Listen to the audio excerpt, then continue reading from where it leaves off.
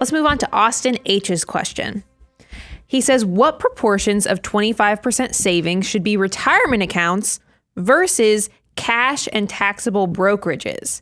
He's maxing out his 401k and Roth, and for him, that's already 30% of his savings. So what do you think? Should he be concerned about allocating in different places with that 25 to 30%? What would you say? It's almost like there's a system that addresses all this called the Financial Order of Operations. You too can have your free copy. If you go to moneyguy.com/resources, download your 9-step process. But then if you want a deep dive, if you go to learn.moneyguy.com, we have a deep dive course. And here's what he's describing. The whole purpose, people say, what in the world do you mean by hyperaccumulation with step 7 of the Financial Order of Operations? Austin, is exactly when you get to this point, because you start now because so much in the beginning, cash reserves, that makes sense. You're like, yeah, I need to have money just in case there's an emergency, so I have flexibility in my life.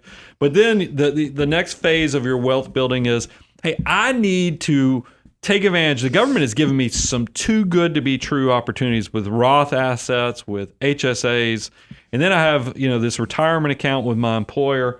All that is tax driven. Mm-hmm. It's when you get to step 7 of the Financial Order of Operations, you go, wait a minute. There's got to be a why for all this that I'm building. And because I've got all these different buckets, I've got the tax deferred, which is my employer match. I've got my tax free, which is all my Roth assets. I've got my after tax, which is, my brokerage accounts and things like that. How do all these work? And that's when the know your number and all these other, you start thinking about, hey, I'm going to need to spend this money. I'm going to need to use this money. I'm going to need to retire. I'm going to need to have financial independence. We have given you all the tools so you can take an inventory of knowing where you're going to kind of then try to chart the path of how am I going to spend this? Do I need a bridge account with an after-tax account? Do I need to get more Roth assets because I'm in a low tax bracket? There's all kind of cool things, but that is definitely part of step 7. Yeah, I would argue that because you said, hey, I'm at 30% and I'm only in step 6. So I'm already doing it. I'm maxing out my 401k. I'm maxing out my Roth IRA. And I'm hitting the 30%. Am I in the right proportions? Am I in the right percentages? And you already said this, Brian. You have to begin with the end in mind. You have to think about what your future life looks like and where you'll need resources to come from. It's not uncommon for someone to do the Financial Order of Operations that way. And then they start recognizing, hey, I am going to retire earlier. I do need to have access to my capital before 55 or before 59 and a half. If that's the case, then you may have to start building up that step 7, that tax bucket, that after tax. It is a very unique decision based upon your unique circumstances and what you're hoping to accomplish. It's one of the reasons why, if you go download our net worth tool, you can go to learn.moneyguy.com.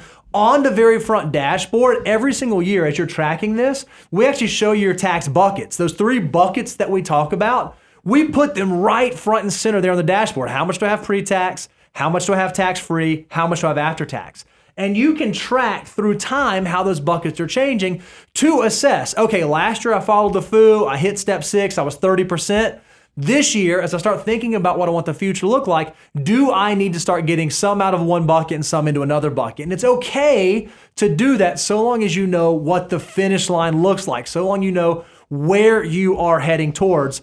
It's not a prescribed, okay, you need exactly 15% going into this bucket and exactly 10% going into this bucket and 5% going into this bucket, because that may be true for you, but that might not be true for the next person standing right next to you. It is very much a custom, unique decision for your circumstance. So you have to start answering the questions. What do I ultimately want these dollars, this money to do for me? And what's the best strategy I can deploy to move in the direction so that they can do that? And I think you can graduate to step 7 and 8 without even maxing out, meaning what the federal government lets you do into employer plans if you're doing 25%, which it sounds like you have.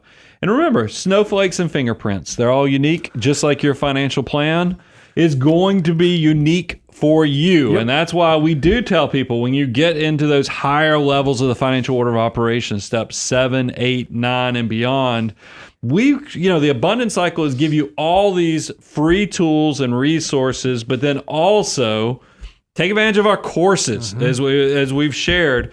the three big things is the net worth tool is going to tell you where you currently are. The know your numbers is going to tell you kind of where you're trying to go to. And then the financial order of operations course is going to give you the step-by-step plan. But a lot of you that are successful financial mutants, you're going to realize, man, this is great. This got me to this point of success.